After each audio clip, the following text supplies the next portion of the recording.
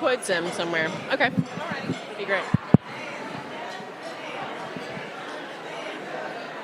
Good evening, everybody. I'm going to gather us together. Lucy, is this the right one? This thing keeps going out. Just as I gathered you and you got quiet, the PowerPoint went out. Perfect timing. So glad you all are here. Please feel free to eat. I know you didn't all get through the line and have a chance to eat supper, but we're going to try to cover a lot of ground tonight. So just move freely. Go back and get more food if you'd like. Grab dessert. There's coffee out there, get seconds, all of that good stuff. We will just continue on. This will be sort of a working meal. This is an event, as I understand it, that Trinity had for a long time, and then for some years it didn't happen. We brought it back last year, really as a way to... Is that good? Yep. I hear an echo of myself. Do y'all hear it? Sorry, one second.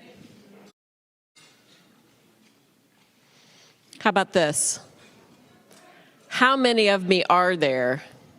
Just one. Okay, great. That's all we need, believe me. This is an event that lets us honor the shared ordination vows we've all taken and the fact that leadership in the church is both for seasons and for life. It's an important way to share information, and for you all who are ordained elders but not currently serving, to know that we still need you in lots of ways, including if you're interested serving communion. We're using a sign-up process for that right now. And for you all to be able to share information back out in the church so you know what's going on and can be enthusiastic ambassadors and helpful conversation partners for the folks who haven't heard all of this as immediately. I want to share some thanks tonight to our hospitality team, who are just wonderful and reliable all the time, and to Karen Simmons. I'm not sure if Karen's still here. To Lucy, who's running tech, which is only tangentially her job. To Phil Hawkins, who's in the booth upstairs running a live stream so that we have a recording of this evening. And I hope she's still here. She is. To Mackenzie Atkinson, who put this whole thing together.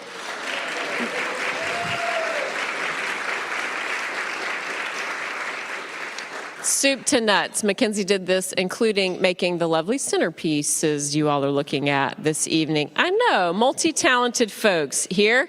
In a minute, you'll be able to see the outline on the screen. But for now, I'm going to open us with a word of prayer. If you all would join me in prayer, please. God, we give you thanks for your call, the call to serve your world, to gather as your church, to love our neighbors. Thank you for this gathering of faithful servants who've answered the call to ordination, who have discerned through challenges and shared their creativity, devoted energy and time and talent and treasure to your ministry as it comes in this place. On this day, after All Saints Sunday, may we never forget that we stand on the shoulders of faithful saints who've come before us, and that what we work to create is not for us, but is for your glory. Stay with us in this room now. Bless our meal and all the hands that were involved in getting it here. Bless our conversation and this moment to share our hope. Give us insight, wisdom, courage, and especially joy for the work to come. And when we go, renew us for the next part of our journey together as your people. In Christ's name we pray. Amen. I'm going to let y'all eat for a minute while we solve our tech situation. We'll be right back.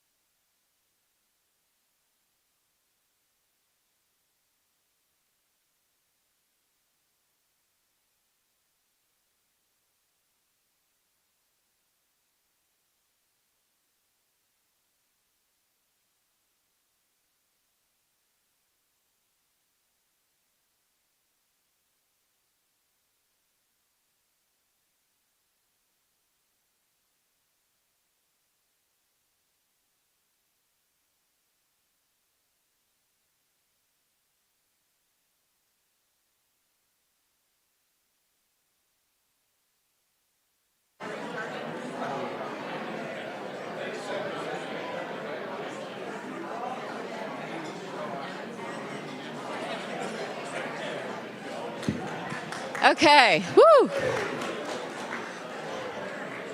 Takes a lot to get an agenda on the big screen these days, but we've made it this far. Okay, so this evening, everybody, we're going to flow through basically all of our ministry areas, somewhat in the way we would at a session meeting, so you all are quite familiar with that. We usually, at session, on the third Tuesday of the month, have a session member offer a devotional, which is one of my favorite times of the month. They're always beautiful and thoughtful and heartening. And then I give a moderator's report, and the clerk gives a report. Our clerk right now is the winsome and talented Bonnie Holiday. Where's Bonnie? In the back corner. And the clerk and I have adopted a practice where we begin all of our reports with expressions of gratitude. So before we talk about any event or any reminder or anything we need to get done, we express publicly what we're grateful for, which is so important in a season in our country where division is almost too small a word to use, where people are worried about the future of church and whether anyone will keep going, whether people will prioritize church when they have so many other demands on time. A place that roots itself first in gratitude is extraordinary, and it is a place that will change us and keep us coming back. So I'm going to start this evening with a sort of moderator's report with expressions of gratitude, and then we'll work through our ministry areas. You all know that in my 18 months here, it'll be 18 months on Saturday.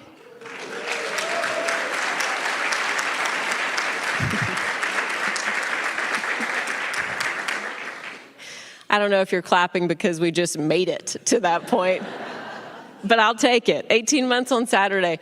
We've had a lot of staffing change. Some of it has been stuff that's happened since I've been here, a good bit that was happening before I arrived, and we've pretty much been in multiple searches at all times since I've been here. And some of you are worried about us. Someone just told me that as I was walking around greeting. We are worried about you all. Thank you for worrying about us. We appreciate that you want us to be healthy and whole people. But I want tonight to give thanks for the team of people who do work here. They all could work elsewhere. They're talented, gifted people. And while we're not a huge team, we are a team. As we add new people, we've had the opportunity to add a few just in the last couple of weeks. I hope you will take the time to get to know them, to love them, to respect them for who they are, not to compare them to people who used to have their job, and that's a hard one, and to see the gifts that they bring here. I am deeply grateful for this team as it is today and as it will grow to be. And second, I want to celebrate the active membership of this church. We're somewhere in the 1660s, 1670 in our membership right now, and not all those people are here equally all the time, as you all know. But I have been amazed in these first 18 months by how much members do the doing at this church. That is not true everywhere. This is a doing church, and that's also something that will keep us together and set us apart in a world where larger churches are leaning hard toward a corporate consumer-based model. So thank you for all the things that you do, quietly seen and unseen, the things that you demand to do, the things that you love to do, the ways that you understand that this church is yours and that it is your responsibility. I am deeply grateful for that. I also want to celebrate the life and energy that are flowing through this place. I hope you all feel some of that. The infrastructure project, which Margaret and David are going to talk about in a minute, was a faithful and careful way to accomplish a remarkable amount of work for a very reasonable amount of money. And while it isn't totally finished, we have this incredible asset, this campus. It is not fancy, this campus. It's not gaudy or showy. There's not a single gold gilt thing anywhere in here. That's not who we are, but it is fresh and clean, and most of all, we have addressed deferred maintenance and replaced what was broken, and it is welcoming. This is a space where we can gather for all kinds of purposes, and more, and I'll say a little bit more about this in a few minutes, are opening our space to others. And when they come here to a person, they comment that this was an easy place to be, that it was lovely to come, yes, that it was fairly easy to park, that they could find their way in, that they appreciate how they felt here and how they felt was welcomed.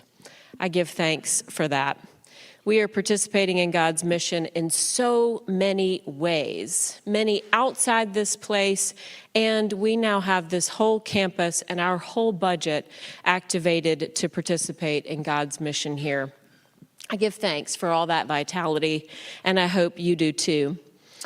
As I said, I've broken this evening into our ministry areas. They don't track with committees precisely, so if you're part of a committee and your committee doesn't have its own area, that is not a slight. It's simply a way to get through a lot of, oh, I didn't know Lucy was doing that. I was like, how did that happen? Get through a lot of material quickly. And who was here at this event last year? Just show of hands. A lot of you, but not all. Okay. So last year, if you recall, when we got to this event, which was almost exactly 1 year ago, within a week, our session had been working through some vision and priority setting work, and we had come up with some pretty concrete priorities for the next horizon, a year, 18 months, 2 years, some of them will take. And I presented them at this event a year ago. So what I've done tonight is take those goals that were articulated last year, and I have them on the screen. Apologies to all you who are really good at slide decks. This is not in any way a model of what you're supposed to do with a PowerPoint. It has no animation, it has no graphics, it has white screens and a lot of text, and I'm sorry. But it has a lot of information. So what I've done is include the goals, where we are relevant to those goals, and then some of the things we hope to be working toward. The timing's amazing. We're working toward darkness. Now my clicker doesn't work, Lucy. There we go. Okay. Wow. Well, we'll just celebrate all night when it does work. So we'll start with worship and music. You can see on the left, those of you who can see it, and I'll take you through it quickly, the goals we set for the 2022 to 2023 year. First and foremost, to bring our congregation together, for people to come back, to find better ways to use remote worship, to deepen engagement with people who are joining us online. And the message being, as always, come in person when you can. Gather in person to worship, because it is different. Online is wonderful as a resource, but seeing one another, having fellowship with one another, checking on each other happens more easily in person.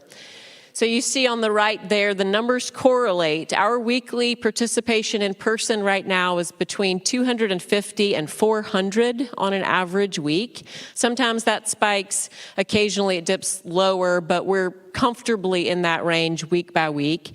And then online, we're seeing pretty regularly 250 plus IP addresses. So you assume that that's at least one person because somebody bothered to be there and click the link. Sometimes that represents 2, 3, 4 people. We have not been using a multiplier. So at the low end, that's 500 people worshiping regularly. At the high end, it's something more like 750.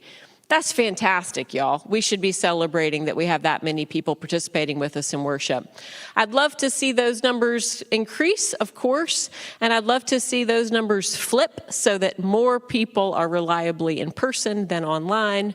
So tell your friends, come on back to church. Goal number 2 is to expand our worshiping community with new people, including specifically to podcast scripture and sermons and to invite others. We have a weekly podcast of the scripture and the sermon. Who's subscribing to it? Whoa, okay. I'm going to click through and show you something cool. If you listen to podcasts, who listens to any podcasts? Yeah, then you could be listening to your church on a podcast. However you get your podcast, you may go and search Sermons at Trinity. You'll know it's us and not one of the many, many other churches named Trinity, because you'll see our logo right on it. You can subscribe to it, and each week when the sermon and scripture are uploaded, it will come straight into your podcast app and you can listen. It's the perfect length for walking your dog. So that is done. Our adult education series are also now routinely being recorded and packaged so that those who miss them can watch week by week. Or, for example, if you went to all of the Presbyterianism 101 classes and missed the Candler Foundry class, you can now go back and watch the entirety of that series in one. We'll continue to offer that, of course, and are now going to step it up a little bit in how they're packaged so that other people can find them more easily who aren't coming out of our community. 3, broaden our worship experience across the spaces we have. That was code for people miss worshiping in the chapel. Do you all remember that feedback? I'm getting some big nods from this table. I see you, Heinzes. Yes. We are eager to use that gorgeous space in the chapel more regularly. And also, I would encourage us all to expand the way we think about worship. So we do traditional worship so well here. It's just excellent. It's reliably top-notch. We don't do a lot of contemplative, meditative, and silent worship styles here. So one of the things that the Worship and Music Committee and Norman and I are working on is a monthly Sunday evening worship opportunity that will not be the same every month. Some months it might be a Taizé worship service. Has anyone been to Taizé, France? It might be Vespers or Evensong or a Celtic meditation. And it'll give us an opportunity to be in that space in a way that space really enhances, and also to gather at a different time and to experience worship in a different way. We're starting in December, so be on the lookout for those opportunities. When we had this event last year, we were worshiping in here. You remember that the sanctuary is under construction, and everyone said they wanted to carry the friendliness of the Williams Hall experience back into the sanctuary. And when do we do that? It's up there. You can just read it. It's not a trick. When we pass the peace, right? We've made it a permanent part of our worship experience to stand up, to turn, to look for who is not being spoken to greet them in a loving way. And we hear about this, y'all. When we talk to visitors and when we have new members come to join the church at the new member class, all of them say, someone talked to me, someone greeted me. Sometimes they say, someone remembered my name the day I came back, right? Name tags work. This friendliness is important, and it's happening even in the sanctuary. I know everyone doesn't like it, but this one we're going to keep. The 5th was actively include children in worship. Name that and have members understand why we do that, and make sure that visitors and people who come into our space see that and understand why we're doing that. We took that very much to heart. I think that was a really important and urgent priority that I saw as we were starting out together. So far, and this is not the complete list of what we're going to do, but so far we have added an opportunity in the sanctuary for children to come forward and sit in the front pews to listen to the scripture and to use age-appropriate Bibles. So we have some Bibles that are picture Bibles and some that are children's Bibles, so they're aged for children to read along with the scripture, to participate in the sacraments, and then go back to their seats.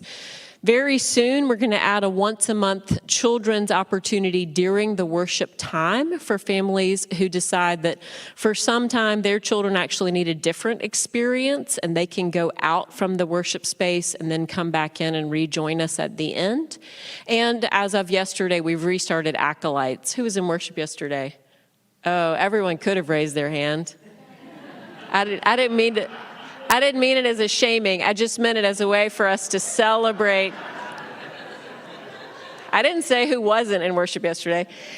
as a way for us to celebrate the beauty and simple symbolism of having acolytes bring the light of Christ into our worship space and then remind us visibly that we carry the light of Christ back out into the world.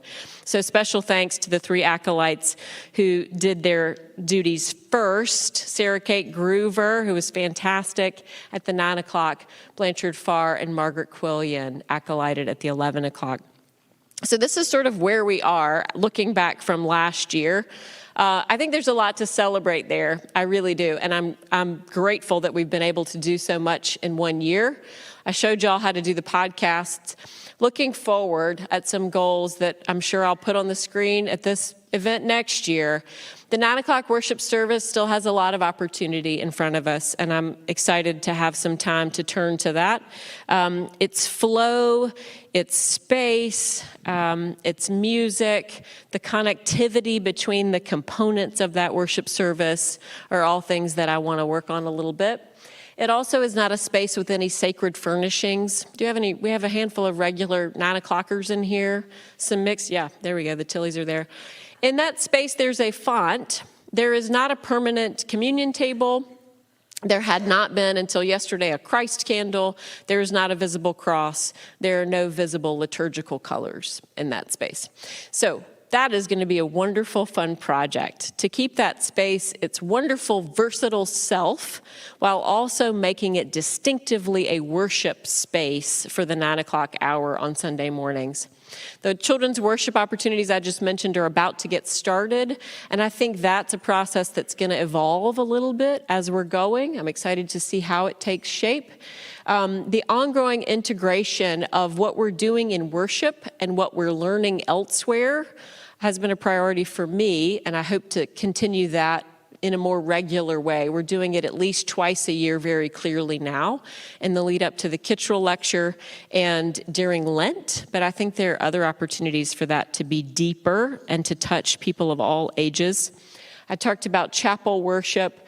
Norman is working on bringing back some of the community-oriented music opportunities that used to happen here and stopped, I think, mostly because of the pandemic. And we're going to reinstate a lay reader program. If you'd like to be a lay reader, email me. I'll put you on the list. I'd love to have you. And this is just a shameless plug. We need more ushers.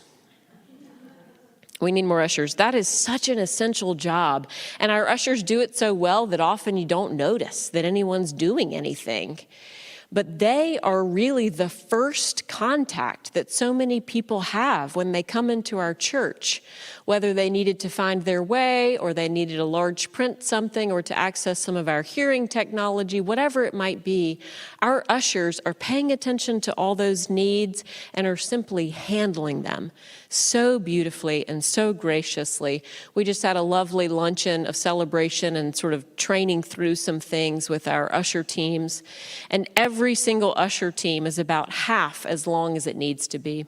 So honestly, if you're able to do that, please do. We'd love to have you. Now I'm going to shift gears sort of abruptly, but we're going to move to infrastructure and property. And I'd like to invite Margaret Reiser, current chair of the Board of Trustees, and David Caldwell from all the committees, infrastructure and property, to tell us some about where we are on that project. Thank you, Margaret and David, for your leadership. Good evening, everyone. Can you hear me okay? Okay. I'm going to turn my report around. I was going to end with thanks, but I'm going to start with where I was going to end in the spirit that Rebecca just shared. This has been a deeply meaningful project, this infrastructure implementation, and it has been a step of faith that we took before we had called our new senior pastor, and you've watched it unfold over the past year, and I hope that you feel as excited about it as I do. I also want to thank the team that has worked on this faithfully ever since the funds were raised in December of 2021. And that includes David Merritt, who, as you know, pretty much took on a full-time job. Yes.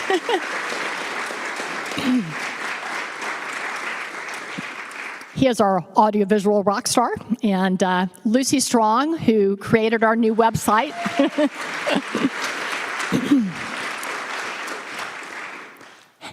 For about 3 years, Hank Hall has been planning and now implementing a security strategy for Trinity with new education, et cetera, equipment.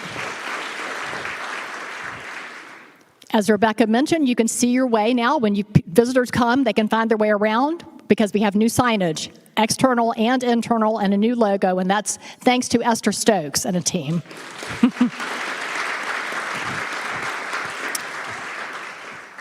The guy who kept us on track budget-wise was our liaison to the Finance Committee, and that was Mark Stansel.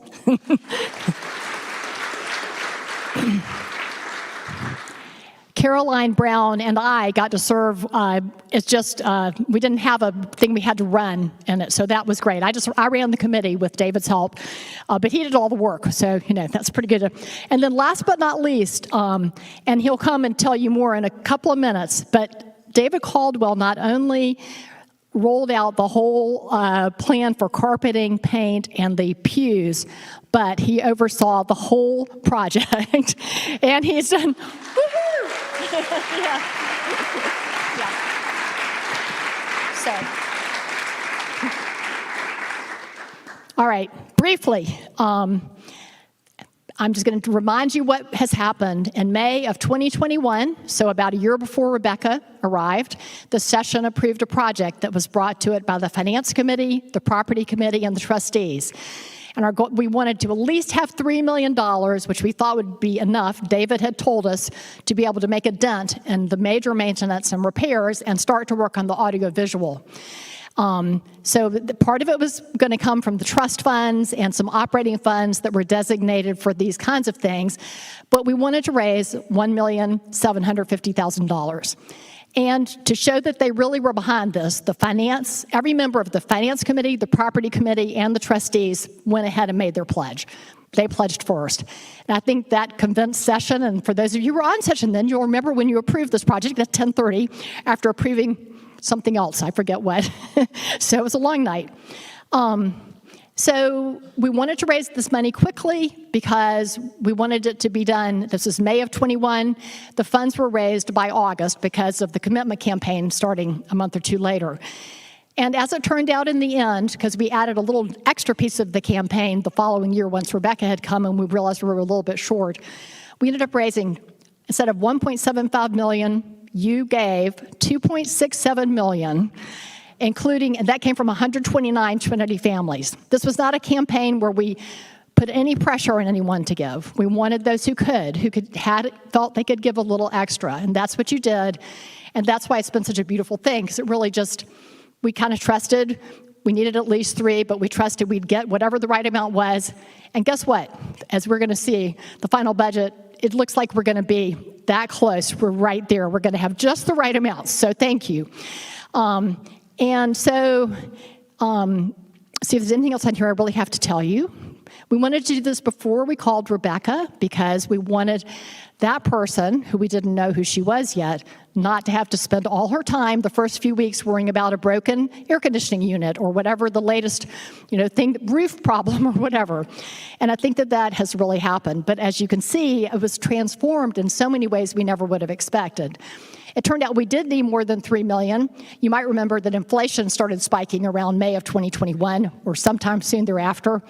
We had all kinds of shortages of equipment, which we're still struggling with, and HVAC, which is the one piece that has yet to be mostly done. But basically, all the projects are completed except security. There's some final pieces of that, and then HVAC, which might take up to another year. Some of it, you really don't, you have to plan it around the seasons, and you can't turn it off in the summer. That's not a good thing. So, and then I'm back to what I started with, the incredible thanks to each of you, and just for your positive spirit, enthusiasm, for your gifts, to this incredible committee, many of you were here, and to David, who's been a really fun partner to get to know. So, thank you.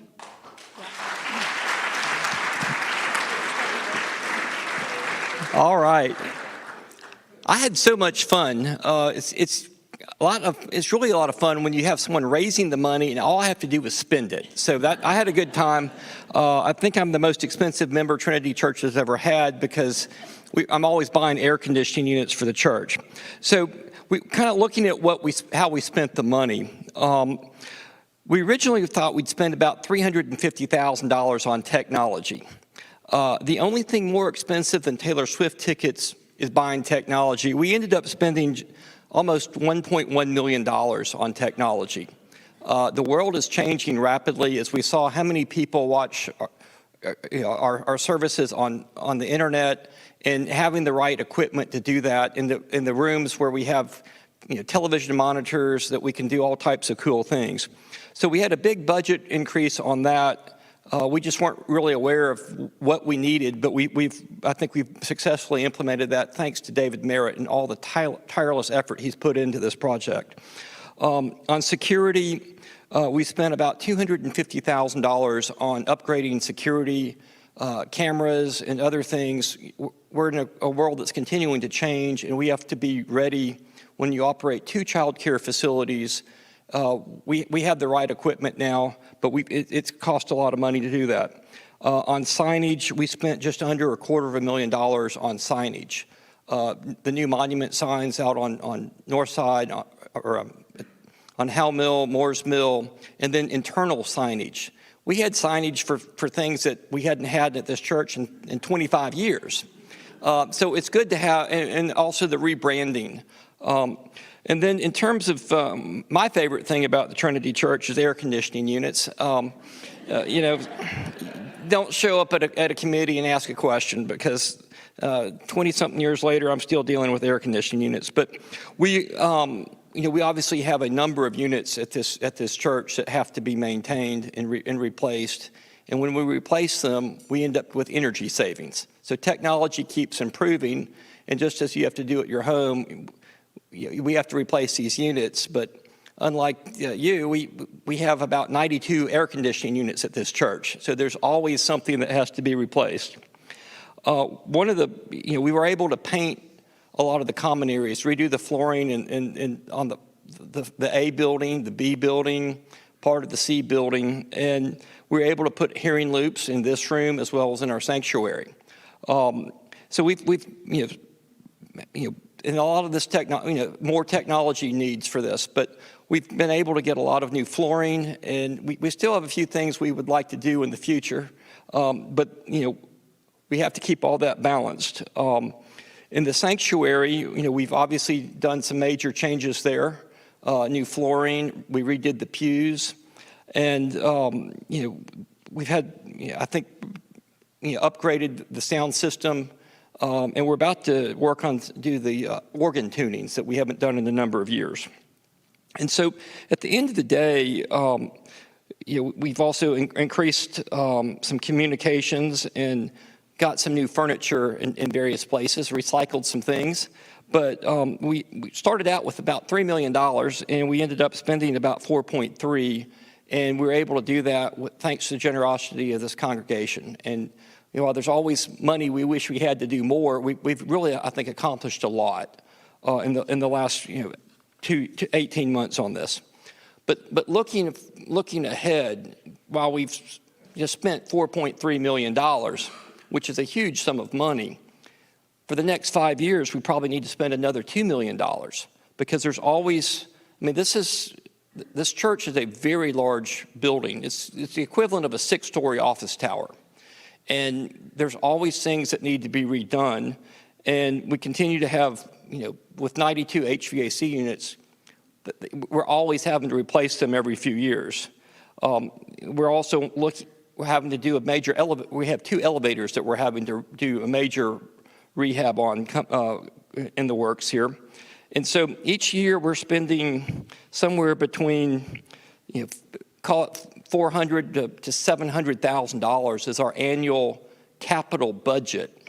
Now, we have a property budget that's just under $700,000, but that doesn't cover the capital items, air conditioning units, flooring, and we're trying to get to that point. We've been in an austerity period for a number of years, but I think there's a lot of momentum in the congregation these days, and hopefully this upcoming giving season, we start really upping the gifts, because we have many things that we'd like to do, not just in our building, but throughout our congregation. But really over the next 5 years, we have about another $2 million worth of capital that we need to put into the property. And it's, fixing some things in the chapel that we'd love to be able to make the spoken word better. But that takes a lot of money to do these things. And so I do a 20-year capital budget. So I know where we are in 5 years. By doing the 20-year capital budget, I know what years I don't want to be chair of the property committee. But, we really need to start, thinking about, we did a major infrastructure campaign to address things that we hadn't done in years. But we need to be more proactive in setting aside money for the future so that we can continue to maintain the property, to continue to attract more members and keep our community vibrant.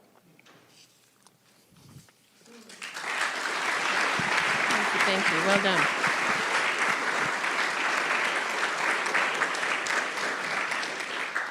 Thank you both for your strong leadership, and to all the folks on infrastructure who are also here tonight. Thank you. So that segues nicely into facilities, budget, and operations, which I've grouped together here. Some of our goals for the year that we're completing were to utilize this campus more fully. We are fully open and are actually working toward a new security staffing structure that lets us be even more open, both for our own things and for outside groups. That is a budget issue, simply a budget issue. Prioritize non-church outreach that's possible. Again, we're using the campus to its, we're toward its max. We are hoping, as David just mentioned, to be able to fund the annual operating budget in a way that does not defer maintenance, so that we're not having to have a capital campaign every 7 years. Because I'd much rather be talking to you about money for engagement opportunities than for air conditioning units, even though David loves to talk about air conditioning units. This use of our campus also is a potential revenue stream, of course, and we're working on a facilities use plan that will make that a more regular and reliable revenue stream.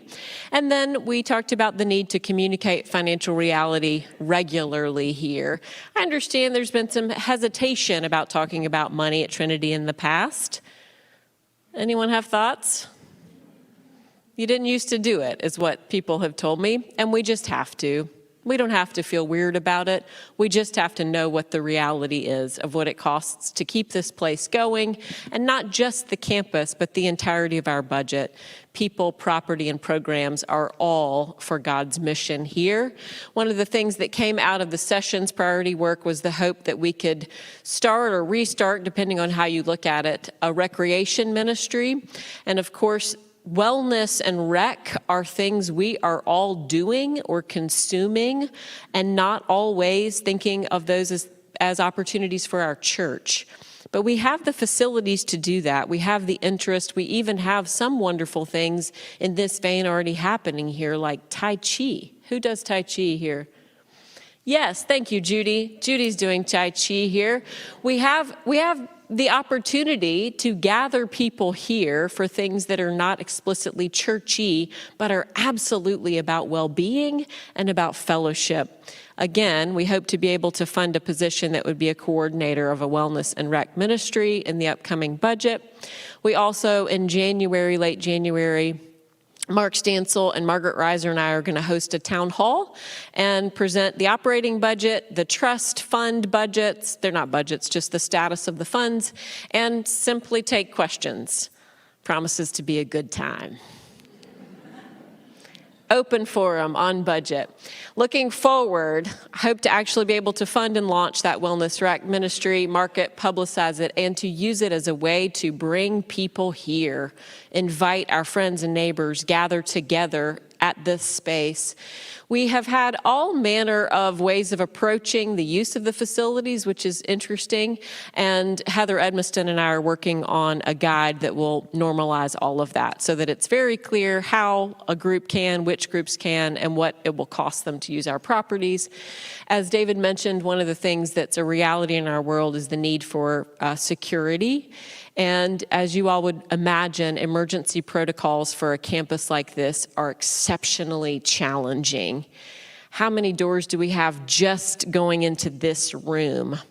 We have a wealth of doors, a wealth of blind entrances, and hundreds of children on our campus every single day.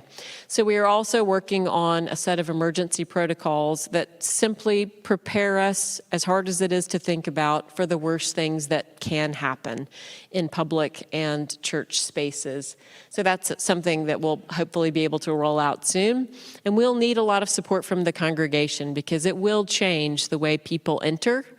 And it isn't out of meanness at all. It's just to keep everyone safe when they're here.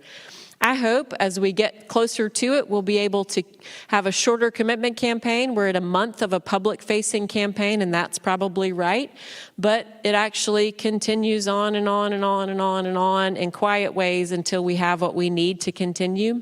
I hope as our culture gets comfortable with money and the reality of what it costs to fund the mission of God in this place and through this church, we don't have to talk about it so long in the fall. We just are able to count on the commitment that we need to be able to fund the work we're called to do, and then in turn are able to adopt a budget earlier in the year. If we know what we need to do, we can share that and people will be more motivated to give, right? You would much rather give if you know where your money's going. Give me a nod if that's the way you think. Yes, it is. That also lets us budget accurately so that we're not then relying on a capital campaign in a few years to do what we weren't able to do in real time. That includes our personnel costs and our property costs. Those are things that we need to be budgeting accurately starting in January. So I'll give you a quick update on where we are as of today, since we have just finished the public-facing part of this year's commitment campaign. As of an hour ago, we had 327 pledges. That's 65% of our pledge goal, and that represents $2,752,238. So that's $1 million under goal. That's 73% of goal. So that's wonderful. I'm thrilled. And also, we still have $1 million to go. And we're finished with the campaign in the explicit part. So you see why our culture needs to continue to get comfortable with this and dial back. Something I meant to say at the very beginning is that we're going to leave space for Q&A at the end.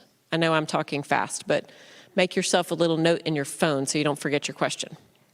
All right, adult ed. This one was a lot of stuff, and it's too tiny on the screen. I apologize. Most of this was around participation, supporting education, making sure that it's meeting people's interests and needs, and inviting people to do it, connecting it through the rest of the things we do together as a church. I would say that all of these are ongoing goals. I think we've made great strides this year, but this will continue to be part of what we're working on all the time. We have made the adult education umbrella a little bit more comprehensive than I think it has been in the past. There were some classes that were explicitly called adult ed and some other adult ed classes that were not called adult ed, and I'm not sure why. But bringing all of that into the umbrella that is available for adult people to come here and be formed on their spiritual journey, that is all together now. Including some classes that were sort of doing their own thing. And that's wonderful. They're going to continue doing their own thing, but now people will get to know about them and can be welcomed in. We also have been able to respond to some very specific requests for topics, which has been great fun. The Foundations class brought to our attention the fact that lots of Presbyterians don't know what it means to be Presbyterian. That's funny. And so we did 6 weeks? 6 weeks, is that right, Bonnie? On what it means to be Presbyterian, covering everything from our church history to our sacraments to why we worship the way we do to our polity, even, what do we understand about predestination and hell and reading Revelation.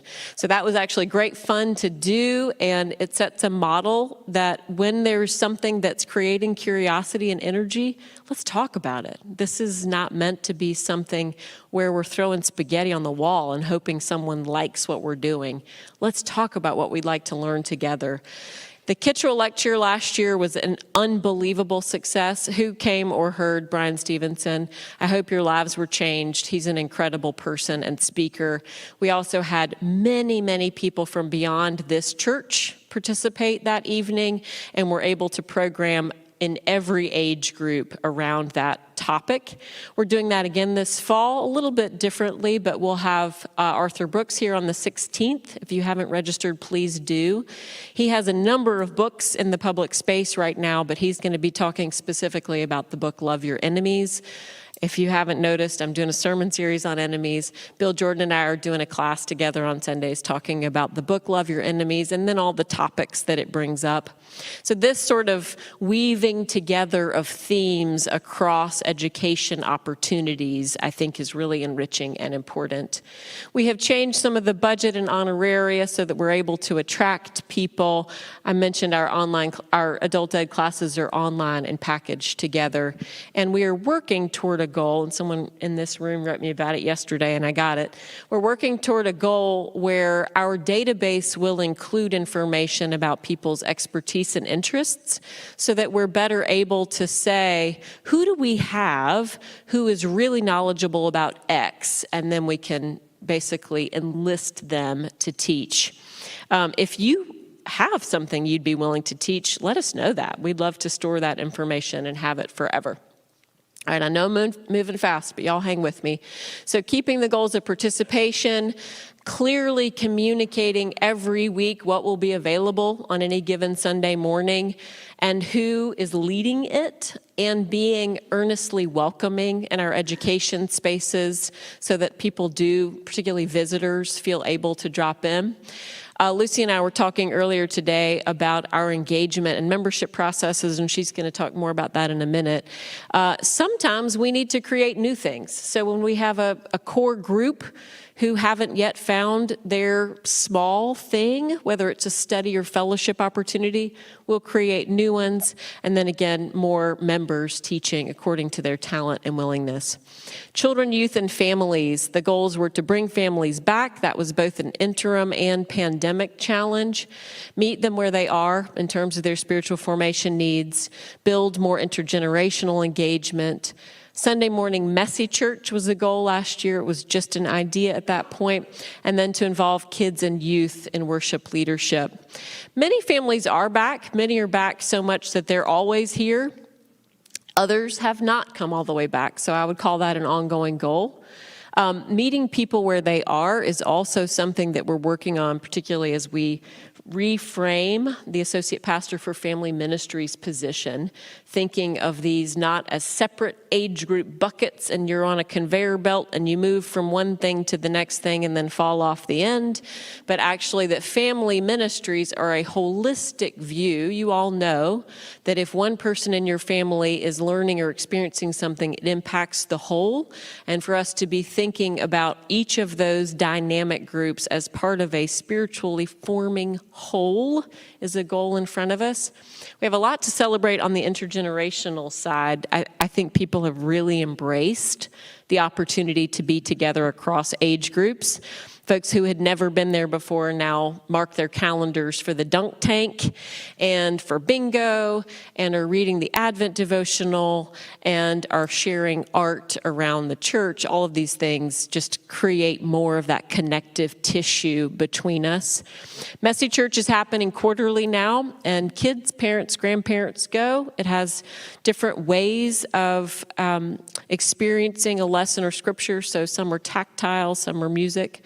And as I mentioned earlier, we have a number of new, old, and wonderful ways of having children lead in worship on a regular basis. We will still have a service led completely by second graders on Christmas Eve, and one led by youth, and we'll have children's and youth Sundays in February and in the spring. So a lot of the same goals as before, welcoming, expanding participation, having cohesiveness, so that if you're in 5th grade, you don't wonder about what happens in 6th grade. You're ready for 6th grade. Holistic view of families. I hope that when they leave this place, if they leave this place, every kid or youth who grew up at Trinity has at least one trusted non-parent adult. They know people who love them, who are not their parents, and they feel comfortable as part of the community in their own right, not as derivatives of their parents. That is a really important goal for a formation space, as we are visibly welcoming and valuing kids and youth here. Membership and engagement. Lucy, do you want your own clicker? Sure. Hi, I just want to talk briefly about some of the membership and engagement goals. And this is going to encompass congregational life, our membership committee, some of communication, and then some of pieces of all the other committees that y'all might be a part of. So our goals last year were to engage current members more broadly. So we were working to bring people more back from the pandemic and the interim space, and we wanted to provide ways for people who have been here for 20, 30, 75 years, ways to connect. We wanted to reach people more effectively with our communications. So we've talked some about the great work that David Merritt did in bringing in technology. We need to be sure we use that technology well, and we make sure others know how to access it. We wanted to invite new members and engage the broader community. We wanted to find new friends. That's pretty easy. And then we wanted to have fun together. When do we not have fun together, right, Kenny? Kenny's always having fun. And then this one's harder to measure, but we wanted to hold one another accountable for our church culture. So quickly, just to talk about how we reached those goals, the Engagement Membership Committee did a great job with the Engagement Fair. We've had two, one that was all over the church building and one in here last year. That was a huge success. We can measure success in a lot of different ways, but what I can tell you is that we had a lot of visitors come through and find ways to connect. We had a lot of relatively new members who said, man, can I be on the finance committee? That's actually the committee they asked for. Thank you for laughing. One person did. Are you guys asleep? And we had other people find out, oh, I didn't even know we did that. So they may not have signed up to help with the youth, but they learned about what we were doing. So that success was measured in a lot of different ways.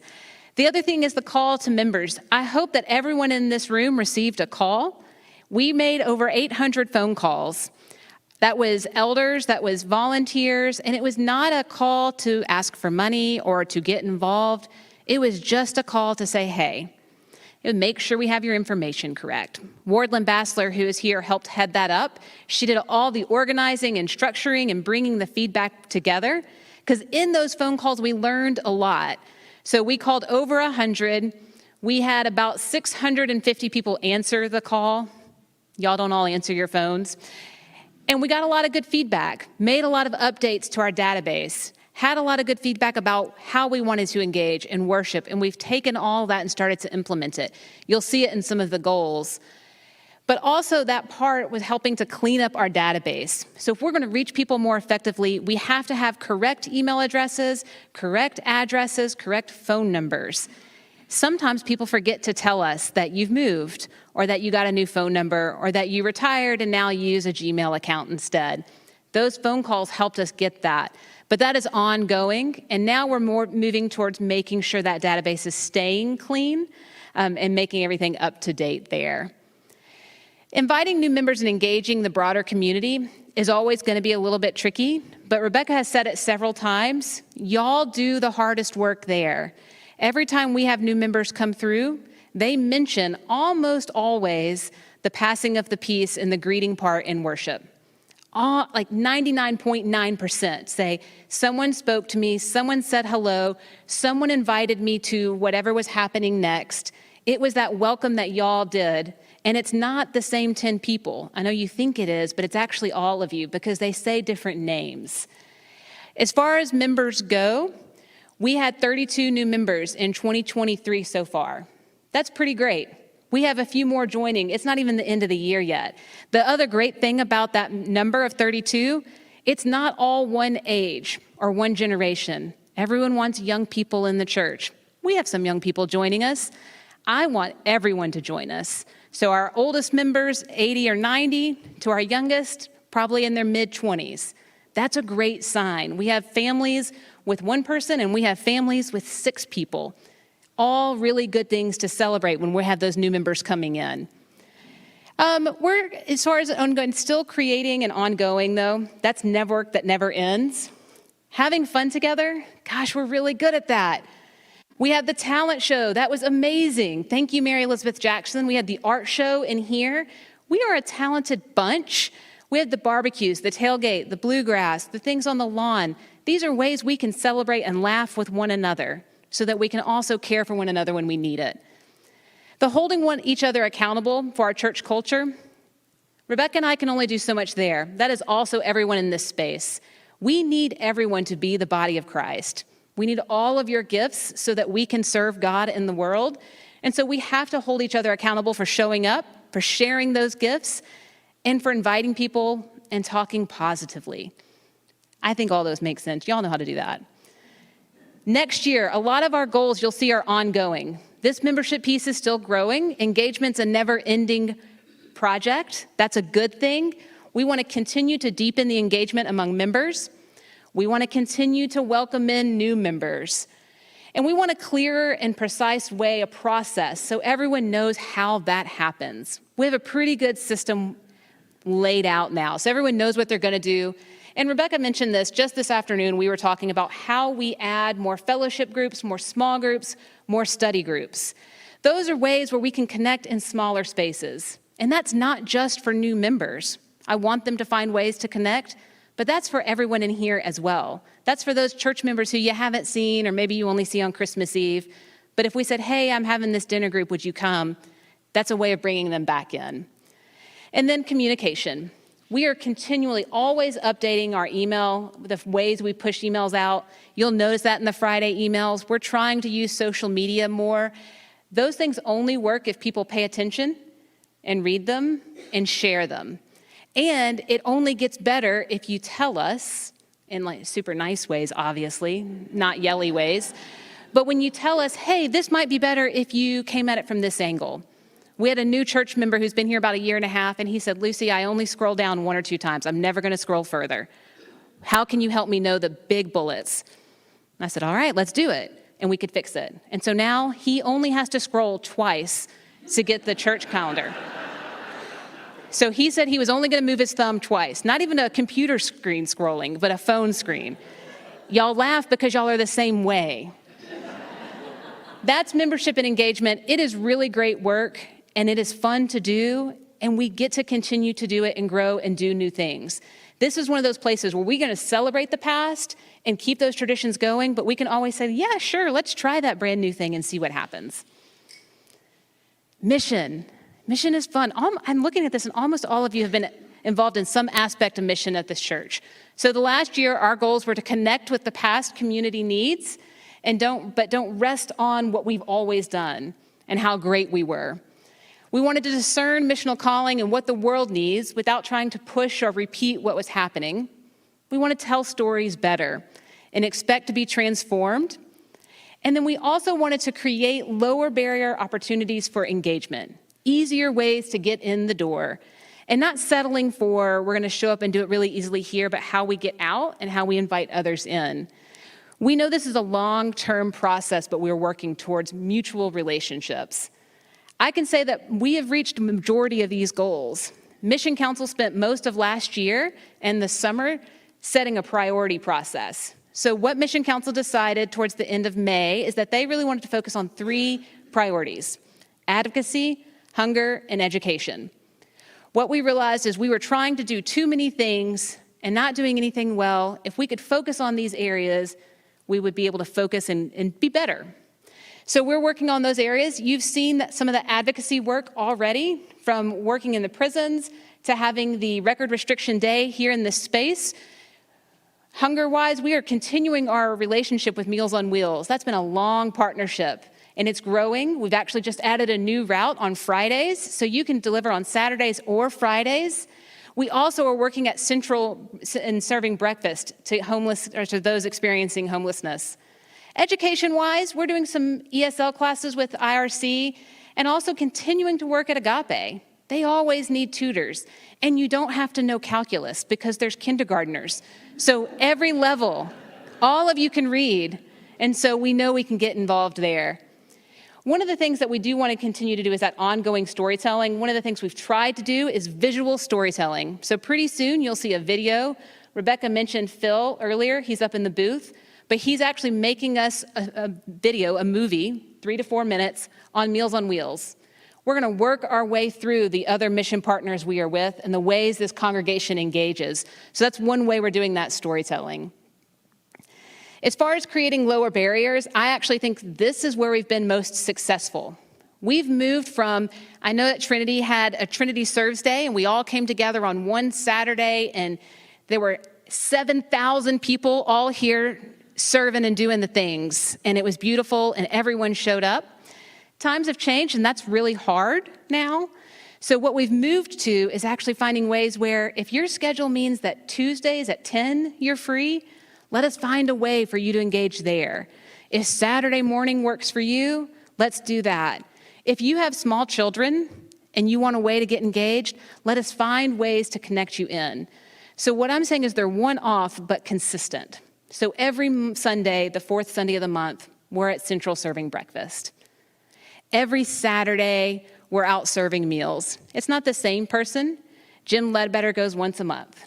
He and Jewel go together. So those are happening. Next year, some of our goals, we're going to continue discernment. We're in an exciting place with good energy and new people coming in and learning old stories, and we want to figure out how we move next. We want participation across all ages. The age where we see the most participation are those folks who are retired. I get it, schedule's a little bit easier, but we want that to grow across all ages. That also means finding ways for our younger church members, those folks under 15, to find ways to volunteer. That's hard because agencies don't often find spaces for them to come in. We want to build relationships both with our new and old mission partners. We've had long-standing relationships. We want to continue those and grow them. But we, even in the last few years, have started new relationships with Georgia Justice Project and some of the Metro Reentry Facility. We want to grow those and find new ways to connect there. And then it's just telling the story. Because when I tell a story about how we had this room full of 300 people, we had 40 computers, we had all kinds of attorneys, we had a judge sitting up there, we had the clerk in the back, we had the DA here, all working to help people restrict their record. That was a 3-hour event. And amazing things happened. It was in this space. It cost Trinity, if I don't count power and lights and air conditioning, thank you, David, it was about $200. That's all it cost us. Manpower was a lot more. So we're moving towards realizing that money is important and we want to continue to give, but giving our resources and our skills is what people are asking for. The more we tell those stories, the more people can engage. That's where we are in mission. We'll keep telling those stories. I hope you'll find members of Mission Council who are here and those people who've been volunteering and ask them questions and ask them to tell their story. So, congregational care. Thank you. I'm going to speed up. I know that doesn't seem possible, but I'm sensitive about our time. So congregational care is actually something that's largely lay-led. So the clergy, of course, do a great deal of contacting, and thanks be to God for the incredible Tom Farmer. He's not here, is he? We'll just be thankful for him. We'll tell him we clapped for him. But congregational care is largely held by you all. This is a very much lay-driven part of our ministry here, and it's quite strong, I would say. It didn't need a ton of improvement, so the goals were what they always will be: reach everyone who needs it, utilize our Stephen Ministry program, which is fantastic and always willing to step into new ways of being together, recruit new lay people that we do need, and then we've also shifted gears in the last handful of years. This is not just 1 year, but focusing on the mental health needs of people of all ages around us and how a church can actually be a help in that space. So having classes that help people understand, we use a handful of preferred providers and have very strong relationships with them. We've added one this year, and we make referrals all the time. We help people get in to see healthcare professionals all the time. We have a fund here at church that helps offset that cost, hoping that between our contacts and our money resources, we can break down any barrier so that people who need support can get it and get it quickly. So I want to celebrate those things and thank all of you who do care in this room. I will say that we could use more folks on Pastor's Aid if you're interested in doing that. Visitation could also use some more folks. Pastor's Aid offers a service that is really so special, simply handling the reception after every memorial service here. Y'all don't realize that that doesn't happen anywhere else. In other places, families have to figure it out. They have to do a caterer, and they have to pick linens, and they have to manage flowers, and then they have to deal with it later and pay for it. And this church does all of that as a gift to families, and I want to give thanks for that. So pretty similar goals for next year.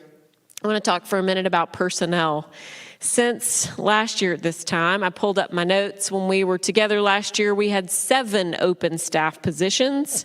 At that moment, I'm happy to say that we don't have 7. But since this event last year, we have added to our team Mackenzie Atkinson, who's executive assistant in my office, Heather Edmiston, who's our director of finance and operations. She's exceptional. I hope you'll all get to work with her. Erin Carey. So Mackenzie is there in the top left. Erin Carey's in the bottom left. She's our new director of our preschool since Paige Keller's moved into a new professional season. Phil Hawkins. These other people are also wonderful. They're just not new. Oops. Uh-oh, Lucy. Oh, okay. There we go. There's Heather Edmiston. Jesse Fraun is our receptionist. Phil Hawkins, our digital media specialist. Hannah Kirshner is our program coordinator for ministry programs. So she does the logistics and administrative support for education, mission, engagement, and congregational life. Kevin Laxon is back in a very part-time capacity doing sound on Sunday mornings. Janet Martin just started on Wednesday, and she's offering support to our finance and operations and is our database manager. Thanks be to God for a database manager. She's been working in Presbyterian churches for a long time, so she already knew ACS. And we will eventually get a new database, Mary Kelly. Where's Mary Kelly? It's going to happen, 2024, new database. These folks are not new, we just love them. So I wanted you to see the staff pictures. This is the staff page on our website. So if you ever need to know who works here, what they do, or how to reach them, maybe before you call us, feel free to utilize the staff page on the website because our phone numbers and emails are all there. And we are in a lovely spot where we are still onboarding some people, so not quite to the place where everyone's job is clear and humming along, but we're getting there. We do still have 2 open positions on budget, a coordinator for worship and music and a communications specialist. For that position, we do have a final candidate who hopefully will start with us at the beginning of 2024. Again, thanks be to God. And then, of course, we have a pastor nominating committee working right now. And several folks on that committee are in the room. I see Grace and Mark and Shannon I saw. Am I missing anybody else? Oh, Trey. Hey, Trey Reese is there. Anyway, they are launched. They've been trained by Presbytery, and they are now in the stage of creating the church equivalent of a job description. You all know we have to do this in the way that it has to be done. So that part of the work takes a good minute. They're also beginning the stakeholder conversation process. So in the next couple of months, we'll be, oh, Kenny's here. Sorry, he's on the APNC too.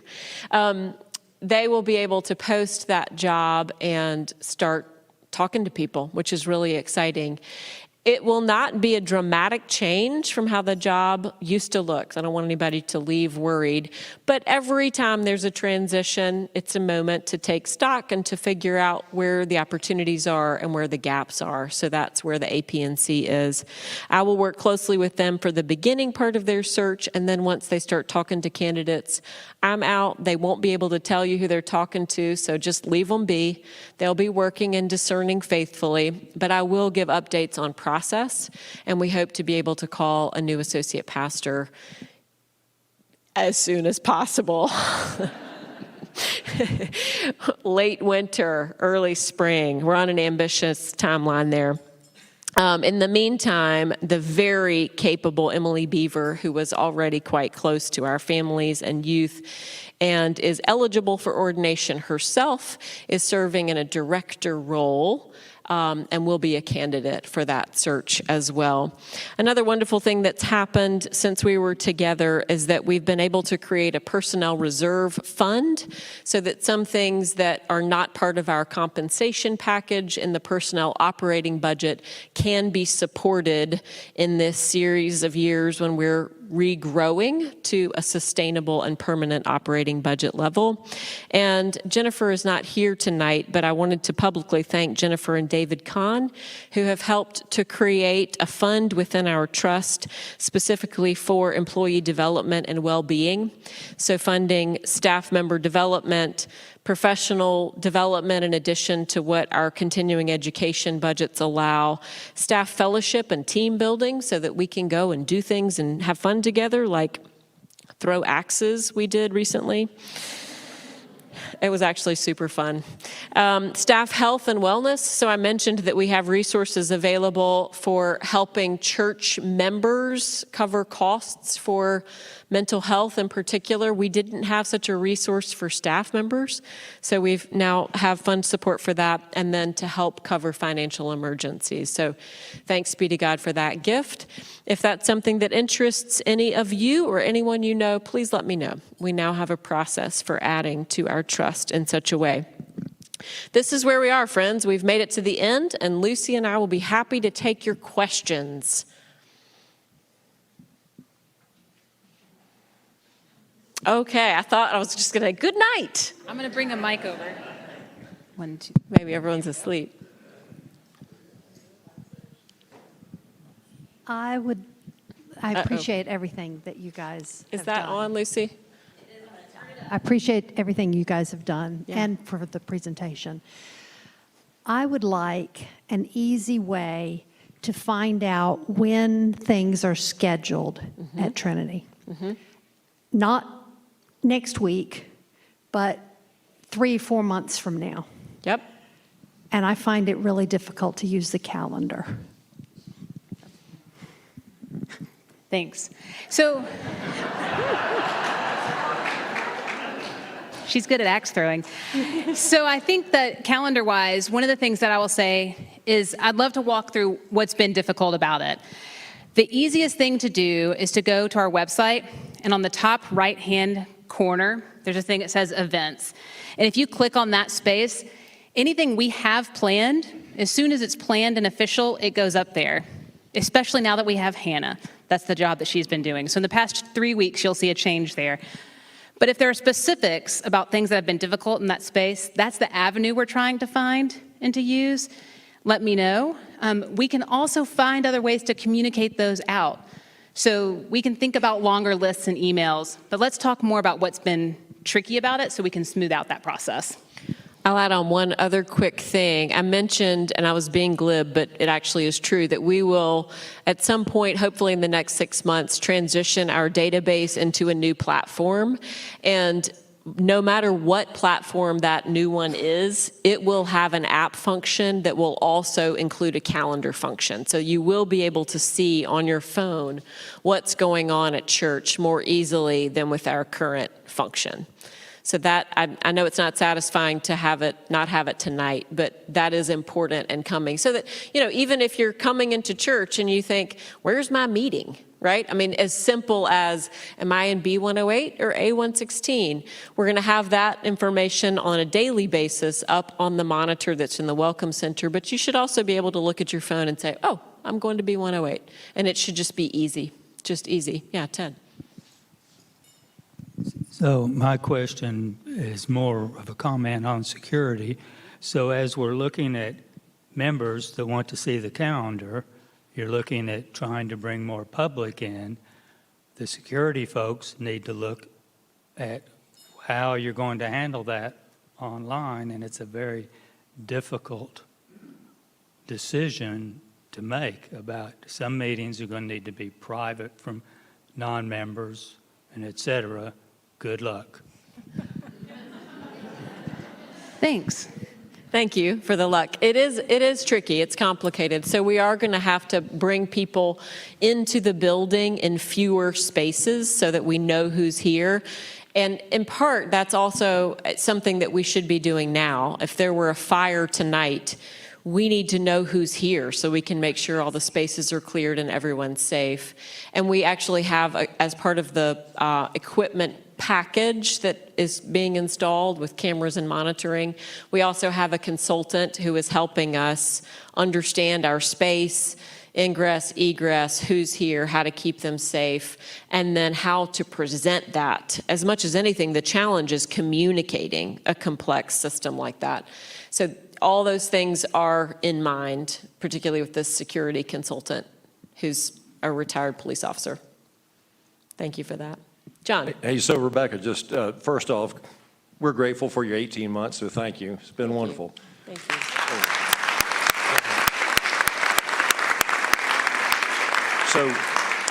So my question is, and this is really a shameless plug for planned giving. Planned giving, yes. Planned giving. I know it wasn't referenced, but you came out of a church that actually had a pretty significant endowment fund. So Yep. as we look at our budget annually, what percentage do you think we should be feeding into our operations from a foundation or planned giving? So we talk about air conditioning and, capital improvements to the facility or maintenance and repair. To me, that's a great opportunity for us all to give back in time to help offset some of those costs. What a beautiful plug, John. Thank you. So David mentioned a 20-year capital expense budget, and if we were funding that fully year over year, it would be something to the tune of $600,000, and that would be a lovely aim to be able to fund our known ongoing capital expenses from something other than operating would be beautiful, and then for us to use operating for the things that we think are mission. It's all mission, but the things that are a little bit more visible and easy to talk about and to know and sort of hold on to that are meatier, we're away from that. We have a lot of growth to do, and the way our funds are currently structured leaves opportunity for giving in, as you know, multiple directions. But that's something that I think the trustees need to be talking about as we move into restarting a planned giving program here, ensuring that we also have enough general funds that can contribute back to the operating budget on an annual basis, that we are able to continue to do new things. So I thank Cindy Ferguson for taking on the challenge of restarting planned giving. I know. Well, seems like you might have a co-leader there, but it's also just a wonderful commitment for people to make as they're doing estate planning and so many easier things than estate planning. It sounds like such a huge, oh, I'm going to have to call my lawyer. I'm going to have to rewrite it. No, there's so many ways to do it that are easier, faster. You can even do them online and at home or on the telephone now. And for us to simply communicate that well to people and demystify it, also to make it clear what funds contribute to what purposes, I think is the next challenge that we have to do. We're intending to roll that into our town hall. It's a culture shift to make sure that people understand what we have and what it can be used for, and then to help us grow it in the right direction. Thank you for that question. Eve. 2 words, the church life, whatever we call it. App. Can you make it easier for us senior citizens not to have to change our password constantly? It is just it's difficult. You for are old not people. alone. Who hates the Church Life app? Yeah. Yes. I mean, Bonnie I love loves it. I love it when it works. Same. So this is like communal lament, Eve. This is lamentations. We love being able to get the information we want, but then the thing is also frustrating as can be. You're not alone in the loop. Many people have gotten stuck in this loop where it's prompting you, yes, this has just happened to you. On some mysterious timeline, it decides that we must all change our credentials, and then it locks you out. That is just frustrating. There is a workaround for the credentials thing, and I'll let Lucy speak to that. But also, when we change databases, we will all get a new app that is easier and better, and we will love it. It's got to be better. So I think one of the things just to note about the Church Life app, and it is only 2 words because Church Life is 1 word. So anyone who was judging you earlier, it's only 2 words. And there were some people in here who were judging you because I know my people. But one of the things with the Church Life app, that's why they're still laughing. It's the biggest laugh I got all night. The Church Life app, they're phasing it out. And so as our phones update, in particular if you have an Android or a Google phone, it's even harder and harder in that space to stay connected. iPhones, for whatever reason, are holding on to it a little bit longer, but that is one of the reasons we're pushing really quickly, and probably by summer, if not earlier, to have this new app that will not only not lock you out all the time, but will give you access to the calendar and easier access all the way around, and make Mary Kelly really happy, which makes me really happy.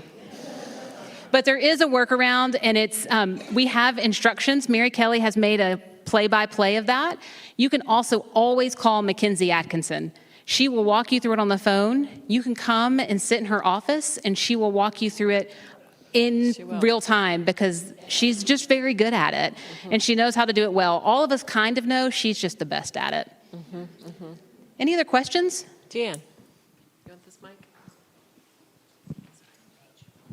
Hi, I'm Deanne, and I'm back after many moons of being on the session, and perhaps this is something that is out there already, and I don't know, but hopefully this will be a question for any others of us who might not have been on the session in a while. There's some things that have been shown on the PowerPoints that look like really nice engagement opportunities for some of us that have not been in the loop currently.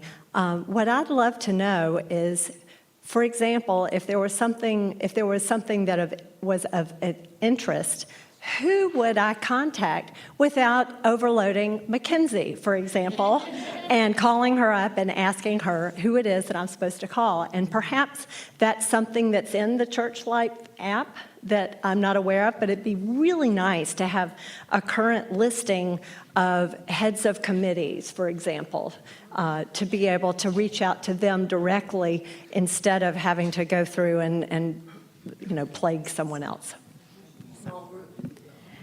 Yeah, I think that's a good, what we have right now are basic events, and we have session minutes, and we have the emails, but I like the idea of adding chairs to the website. We can do that easily. And the other part of that is maybe even in our staff directory that you saw, when you click on them, have a better feel of, when you see Elizabeth's picture, Elizabeth Davis, most of us know she's Children and Family Ministries, but we might be able to list a little bit more of, here are the 3 things that she works with. There's some ways we can build that out, so thank you for that. And on a weekly basis, the easiest way to see what's coming up is the insert in your bulletin. There's that little thing that's called Life at Trinity, and it shows you what's coming up. It's kind of a 2-3 week look, how to register, whether there's a cost, whether there's a requirement, whatever. Those things are in the events calendar, but that's where they're sorted, kind of compressed. And then if you're not getting an email from Trinity every Friday, you must let us know that. Sometimes people unsubscribe in a fit of frustration at getting too many things. I understand that. Once you've unsubscribed, you won't get anything, and we won't know it, and you won't know it until you miss something, and then you say, why didn't I know? So please let us know that so we can add you back so you're getting the Friday, the little thing that goes with your bulletin, and then the online presence. Maggie. I attended a virtual service 2 weeks ago. Mm-hmm. And what you said was, let us know you were here. Mm-hmm. There was no place to do that. Oh, good. And there was also no bulletin place. So I couldn't get a bulletin, and I couldn't tell you that I was there. Okay. Those are easy things to fix. Yeah. But thank you for letting us know. So that's one of those tricky parts where if we're in the service, they're supposed to be there and we didn't know it was, so we can fix that. That's an easy QR code. Also on the front page, on the home page of the website, the bulletin is always there, but you have to kind of click back out, but we can fix that. Yeah. Thank you for letting us know. The bulletin also goes out in the email on Sunday morning and on Fridays. So you should have 3-4 ways of getting a bulletin easily, but it's supposed to pop up. We'll make sure that gets fixed. Stephen. When does the service show up? Because if you don't see it live, I'm unable to find it for like at least a week. The recording on the homepage? So on the Wednesdays. recording, so Sunday service stays up there until the next Sunday service. And then if on our YouTube channel, it should be going up automatically. It feeds it. So it's probably we need to look at computer or YouTube access. But it's automatic, and our Resi program feeds it out, pushes it immediately. On Tuesday, Phil goes in and edits some things. So he makes it a little bit cleaner, and he pulls out the sermon, he pulls out music, so people can access just certain pieces if they want. But each service should go to YouTube immediately. So let's look at that. Podcasts usually come down on Wednesdays after, so it'll have a lag of a few days because Phil's editing. What else? A lot of tech glitches. We're going to work on that. Nancy. Are there any plans for the manse? Thank you for that question, Nancy. It is empty at the moment and needs some work. So we're going to take this season to fix it up, do some repairs, and then, of course, some freshening. And then it will be part of the compensation package available for the next associate pastor. Lucy and I each had an opportunity to take it, and we're going to stick with the houses we live in. So it'll be available as part of our compensation package. Bonnie. Yes. He's already done that, actually. He just had to do that, and it was an emergency, so that's the best kind. A super hot day. Anything else? Yeah, Charlotte. Is the receptionist supposed to answer the phone live? Yes. I'll talk to you about that one after. What else do we have? Any other questions? Yeah, thank you all. Thank you all.